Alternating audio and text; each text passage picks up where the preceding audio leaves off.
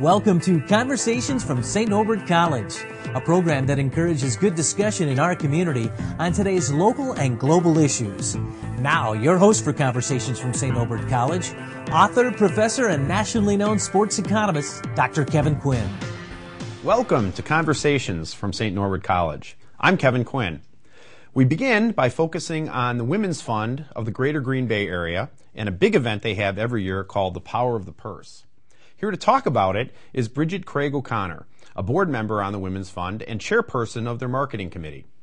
Bridget is Vice President of Enrollment Management and Communication at St. Norbert College. So there's no real reason to welcome you to St. Norbert College, but I'll welcome you anyway. Well, thanks. I appreciate that, Kevin, and congratulations to you on being the host of the new Conversations program. Thank you. This is fun to be here. I appreciate it. Thank you. It's going to be an opportunity to meet a whole lot of interesting people, including you.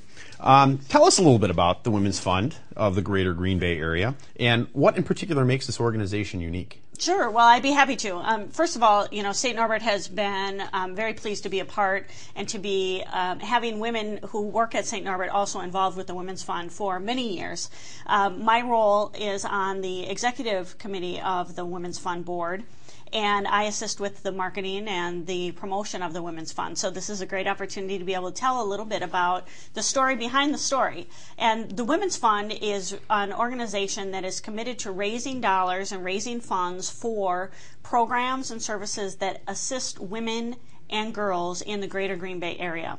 In fact, it's a fund of the Greater Green Bay Community Foundation. And to date, we've raised almost $700,000. And that is in an endowment that we hope to be able to allow us to continue to grant organizations throughout the Green Bay area that empower women and inspire girls locally. Wow, $700,000. That's impressive. I understand that you have a couple of events that you do every year. Maybe you can tell us a little bit about those. Sure. We just had a wonderful event. It was called the Power of the Purse. And the Power of the Purse is really all about bringing women together. And we had a sold-out event with almost 800 women who came together at the Radisson in Green Bay to celebrate women and to celebrate girls and to have an opportunity to get together, to network, to have a silent auction, to purchase or to make donations for purses. But really the main and primary opportunity of the event was to raise dollars for the Women's Fund so that we can continue to grant organizations. Since 2005, we have granted over $70,000 to a variety of organizations. And so the Power of the Purse event is really about celebrating those organizations that we've been able to grant money to, as well as to celebrate the power of women coming together for a common cause. Wow. Do you do any other fundraisers besides the Power of the Purse? We do a combination of things throughout the year. We have friend-raisers where we bring women together. We like to call each other our girlfriends. We bring girlfriends together to be able to talk about the needs in the community and how we can collectively impact and positively make a difference to empower and inspire women and girls locally. And we also have in the spring, so in the fall we have the Power of the Purse event. In the spring we have the Girlfriends event. And the Girlfriends event is always held at the Meyer Theater, and it's an opportunity to have an evening concert and to bring women together to celebrate good music and good friends and to, again, raise dollars. What is it about this particular organization that interested you in spending your precious time as opposed to some others? What is really unique about this one? Well, I think what's really amazing about the Women's Fund of Greater Green Bay is that it is by and for women, and there's some real incredible energy behind that. So there were women who assisted me in helping me be able to think about what I might be able to do someday when I was growing up. I had an opportunity to have strong women. My mom was surrounded herself with strong women, and they really assisted me in helping set some goals for education and goals for careers. But being a part of St. Norbert College and coming to St. Norbert as an undergraduate, I learned about the power of finding your vocation, not just your occupation. Really trying to figure out how can you combine your gifts professionally with what really matters to you personally, And I've been really blessed and fortunate to be able to connect those dots here at St. Norbert College in my role. And being involved with the Women's Fund and seeing how I might be able to reach out with the power of these other women coming together to be able to positively impact women and girls in our broader community. And if we can encourage just a few more women, imagine what might be possible. Well, that raises sort of an interesting question. Is that, do you think that the way that men and women do philanthropy might be different? And if so, how do you think they're different? That's an interesting question. I'd have to say that for the women that I'm talking with and the women who are involved with the Women's Fund, I think it's a lot about relationships. The relationships that they have with other women who are encouraging them to be a part of something bigger than themselves. I also think that it has to do with being able to recall and remember where you were and what opportunities you had and wanting to reach out and help someone else to be able to have similar opportunities, or maybe you didn't have opportunities and you want to make that available for the next generation. So I think it's very relational, and it's about trying to find a way to lift other women and lift girls up. Women want to help other women, and that's the magic of the Women's Fund. Well, I'm sure that after listening to this, there are some organizations that might be interested in the kinds of help that the Women's Fund might be able to provide. What can you tell them about how to apply for grants or how to get some of that funding? Every year, the Women's Fund has an opportunity for organizations to be able to apply for grants.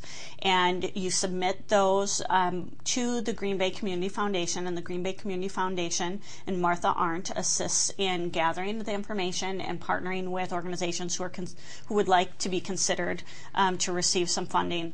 And today, we were really, really pleased to be able to announce this year's grant recipients for funding from the Women's Fund, and they are Clarity Care, and Clarity Care has a program called Education is the Answer, Chapel Elementary, and they have a program called Strong Healthy Girls. They have a Strong Healthy Girls program. And the Girl Scouts, Girls Empowered Together Making a Difference, a particular program that they offer. And Green Bay West High School, that has a program dealing with expanding opportunities for decreasing truancy. So those are the organizations that received funding this year from the Women's Fund, and we look forward to seeing what might be possible next year. And we continue to reach toward our goal of being able to raise enough money that we have $1 million endowment to be able to grant even more dollars to more organizations. Well, that's the kind of resources that can change lives, and I think it's wonderful that you're involved with that. For more information about the Women's Fund, please go to www.womensfundgb.org. When we come back on Conversations from St. Norbert College, we'll talk with Dr. Margaret Jones Meeker, who spoke at this year's Power of the Purse event. But first, here's a list of the special events coming up at St. Norbert College. We'll be right back.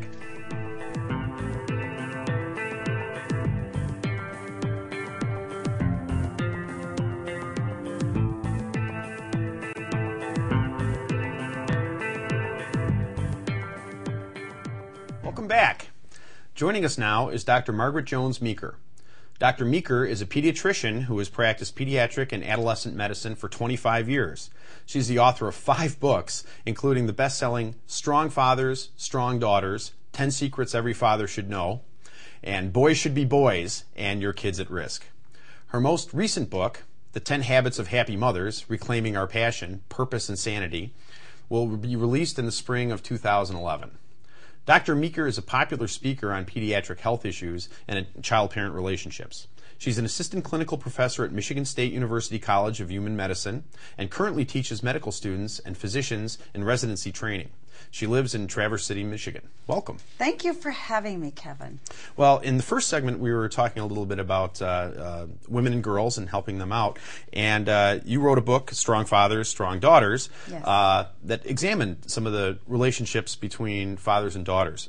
What's so important about the role of fathers in daughters' lives? Well, it's enormous. And one of the reasons I wrote the book, well, of course, I was inspired by my own dad, who is a very good dad, and my husband and I have raised 3 daughters. They're grown now, and we have a young son, and I think he's done a great job with them. But one of the reasons I wrote it, aside from being inspired by them, is that I think that in our culture today, dads are very much marginalized. If you look at the way they're portrayed in movies and music, they're kind of dunces. Usually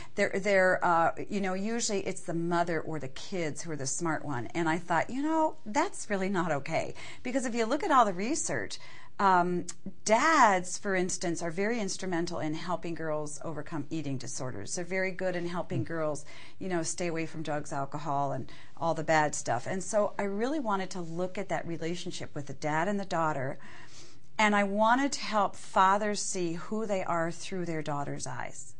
Because dads don't see their enormity, and they don't see the sense of authority that they have in their daughter's eyes. And I say, a girl takes one man to her grave, and it's always her dad. She wants more. She wants more time with him, more I love yous, more hugs. And if she's had a tough relationship with her dad, she wants more healing with her dad. So it's a very powerful relationship.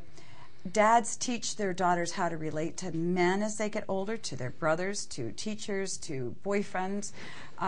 We know that a lot of girls get into trouble in the teen years because they don't have enough male attention, and that if they get that attention from their dads, much less likely to get into trouble. So dads are powerhouses in a daughter's life and in a boy's life, but in particular in a daughter's life. Well, the role of dad has changed a great deal since we were kids. Yes. The gender roles generally, it was very clear back in the day what dad was supposed to do and what mom was supposed to do, or at least we like to think that was the case. Mm-hmm.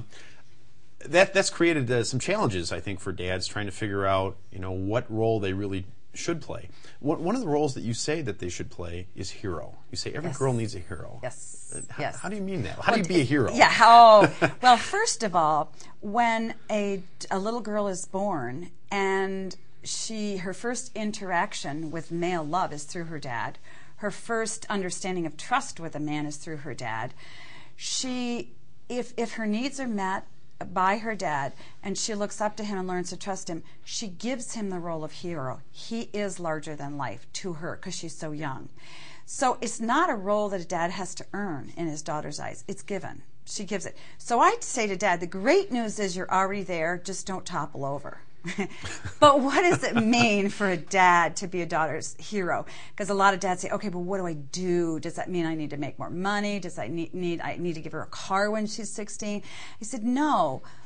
Daughters form their identity by watching how their parents respond to them. So she watches her dad, and she watches his character. She watches to see if he tells the truth. She watches to see if he treats mom well, her brothers well. She watches really his behavior, and it's good behavior, clear setting of boundaries, living a good life. That is what constitutes a hero in her mind. So really, dads don't have to do a song and dance or perform or make a lot of money. They need to be great to their families, and that's how they're heroes. So a lot of that investment is made in the first 7 or 8 years when you can be a hero. Because when your daughter is 12 or 13 or 14 years old, maybe you're not quite as heroic as you were a little while ago. You are heroic, but she will never let you know. She'll never let you know. But that really, speaking of the teen years, is a time when typically dads get their feelings hurt very easily by their daughters, because at some point, 12, 13, 14-year-old daughter comes to her dad. He tries to give her a big old bear hug, and she is a stiff old porcupine. and she says, get away from me. But really, she needs dad. She needs to know that he is there. She wants him to love her and to touch her and to hug her. But she's just feeling very awkward about herself. So can't take your daughters personally. Got to move in and keep in there during the teen years in particular, if you have a teen daughter at home. Are there any other secrets that maybe the dads out there could be helped by? Well, there are a whole lot of them. I do talk about how important it is to teach your daughters your faith, because daughters want answers to the big questions in life, and they want them from mom and they want them from dad. I talk about the fact, I wrote a whole chapter on the fact that dads are the most important man in a daughter's life. And the reason is because he gives daughters the blueprint for how to relate to all male figures. And that's a huge task. If she has positive experiences with her dad in those early years, she's much more likely to have healthy relationships with her brothers, with her, boys that she's going to date, with her husband. There are many men who are married to women who are really struggling in their marriage because maybe they had a bad relationship with their dad, and mom just won't draw close to dad because she's still very wounded from her relationship with dad. So it carries a lot of ramifications. And I also talk about how it can impact a girl's faith. Dad is the most important man because he, in a way, opens the door or shuts the door for her as far as relating to a male God, God the Father. And that's a real big issue for a lot of girls. So dads are very much the most important man in a girl's life. Well, we talked a little bit about the teenage years, and they seem to be starting younger and younger all the time. There are all kinds of messages that girls get from media about what they're supposed to be, what their bodies are supposed to look like, etc. And how can their parents, and dads in particular, but both parents, help them? Sort of accept who they are and be healthy about it. Well, first of all, I wanted to say we're growing up in a world that's very, very frightening for parents because our kids are being hypersexualized. They are being exposed to way too much violence. We know that they spend way too much time in front of screens, whether it's their computers or entertainment-wise. And they're exposed to a lot of bad stuff, and it's very frightening. But every parent needs to know we have the power and we win. We can win for our kids.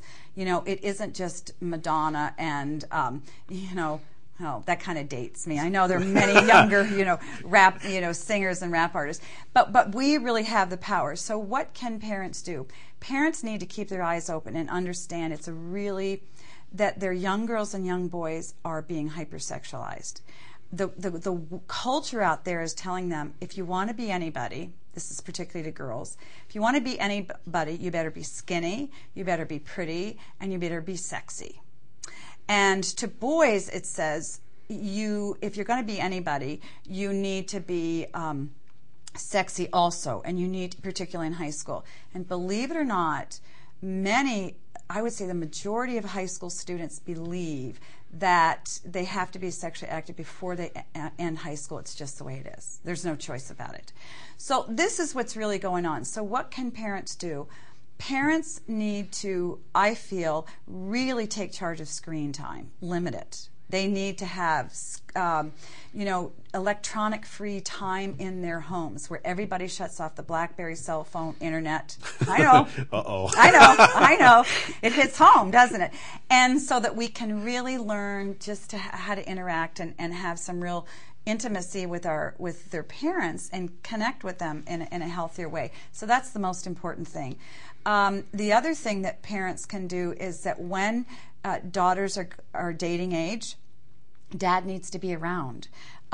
Any guy that wants to take his daughter out needs to shake his hand for a very long time. Eyeball to eyeball, and say... While he's cleaning his gun. Yes! Yeah. Well, my dad had a moose head hanging on a wall right by our door. And he always let, guys that wanted to date my sister and me, let them all know who shot the moose. Then he'd say, go off and have a fun time. That's true. But anyway, and I think that dads are wired with all the instincts on how to keep their girls out of trouble. Many dads watch their daughters go off to school dressed in clothes that they don't like. And then they'll say, I don't like the way you're dressed, but mom will come in and say, no, she has to dress that way because all her friends do. And I say to moms, back off. Let dad do what he does well. He's been a 15-year-old boy, 16-year-old, 17-year-old boy. So let him have his say as far as, how the girls dress. Get him involved in the dating process. He'll know what to do. And many parents know what to do. They're just very, very timid to do that. And I think we succumb to a lot of peer pressure. So there's a lot we can do to protect our kids from engaging in sexual activity too soon, too early. And dad is the most important influence in the development of a healthy sexuality of a girl, because femininity is sharpened by masculinity. And so she'll have a really strong sense of who she is through her dad. And then finally, research shows that the best way to boost a girl's self-esteem is to receive physical affection from her dad. We would think, oh, it's, making sure she can play the piano well, getting better grades, playing soccer better, but it really isn't. It comes straight from dad. And if she feels affection from dad, she feels that she has a lot of self-confidence, she's worth something, and it's just huge in her life. Interesting. You're watching Conversations from St. Norbert College. Joining us tonight is Dr. Margaret Meeker, popular speaker and author, and we've been talking about raising healthy girls, but your most recent book is about boys. Boys. And not only are you a pediatrician and a teacher, but you're a mom. Yes. And you have a boy. Yes. What secrets have you learned about raising healthy boys? Oh, it's totally different. It's very different. It's hard because women understand how women think, and we often think of many things at one time, and men think very differently. They're a bit more pragmatic. They're very problem and solution oriented, which is terrific. And so in raising a young man, I had to keep reminding myself of that, and also to remind myself that he doesn't use nearly as many words as I would like him to use. He just doesn't do it. But really, boys are very different, and that is that life for a young boy is really, in those first formative years, pretty much about mom. They're very connected to mom, usually. Now, I'm making generalized statements. Obviously, if dad is home caring for the children and mom is the breadwinner and she's gone, he will connect with her. But during those, he will connect with his sons. But those first 10 years are really about sort of giving a child emotional stability, giving them an emotional language, helping them feel safe, learning to deal with their fears, and usually that's mom. But then something extraordinary happens in the pre-adolescent years, and that is as a boy figures out, okay, now my body's changing, my mind is changing, and I'm going to be becoming a man, and something is happening. He does what Bruno Bettelheim used to say, he kills off his mother, and that means emotionally, I know but it feels like that's for us mothers, but emotionally he tears himself away, because he needs to figure out what being a man is all about. And it kind of messes with his head if he feels very close to his mother, but now he's feeling like a man, and he doesn't want to feel that close to his mother. So for a while he pulls away from his mom, and he turns toward his dad, and the teen years for boys are all about dad. Boys are very visual people. They need to see a good man in order to imitate his behavior, and boys watch their dads like a hawk. They watch their dads to see how they talk. They watch them to see how they conduct their business, how they relate to their friends, how they relate to mom, how do they handle stress. And then they take those character qualities and they internalize them. So they really need to see a man to become a man. And not so for girls, but it's very much so for boys. And so, long story short, when our son was a teenager, I gave my husband an earful about how he needed to be with our son, and they did a lot of great stuff together. But it was very hard for me because almost overnight, this son that wanted to go to the grocery store with me all the time didn't even want me to come and say goodnight to him anymore, just like that. And I thought, what is happening? But now he's 18, he's off to college, and he's starting to circle back round and calling me and understanding, I don't have two heads. I really do love him. It's safe to love your mom. I'm not going to embarrass him all the time. So it's a very different story raising boys and raising girls. Well, you talk in your book about how boyhood is under siege. Yes. Which is yes. an interesting statement, and I think that quite a few parents of boys might understand that. Talk a little bit about that. Well, after I wrote my father-daughter book, I was inundated with mail and responses from men, dads who said, single dads, foster dads, anybody, thank you for saying something nice about us men. And I thought, wow, you really do have a hard time. And then I wondered, does that anti-male sentiment trickle down into boys? And, as a pediatrician and a mom, that really bothered me. So I wanted to see what's going on with boys. And I was very disturbed to find that now more girls are graduating from college. More girls are going on to professional schools. And girls are really having a leg up in many ways over young men. And this is disturbing because there's a lot of talent and goodness that's being lost. So I really wanted to shine the spotlight back on young men and boys because we've gotten a lot of we've had the spotlight on us. We've fought very hard for, women to have, good sports programs at school and worked our way in the workforce and so forth. But it can't be at the expense of good men. So things are going to have to equalize out. But boys feel that. They very much feel that. Boys are diagnosed with ADHD much more frequently than the girls. Now, they do have a higher incidence of ADHD, but I really do believe it's overdiagnosed in boys because we don't know how to handle boys. Many elementary school teachers are young women, and it's much easier to teach girls because they color in the lines. Boys bounce. And the first thing that happens when schools, when funds get cut, is they cut PE and they shorten the day or they'll cut out recess time. Teachers will often reprimand boys by making them stay in for recess. Bad idea. Bad idea.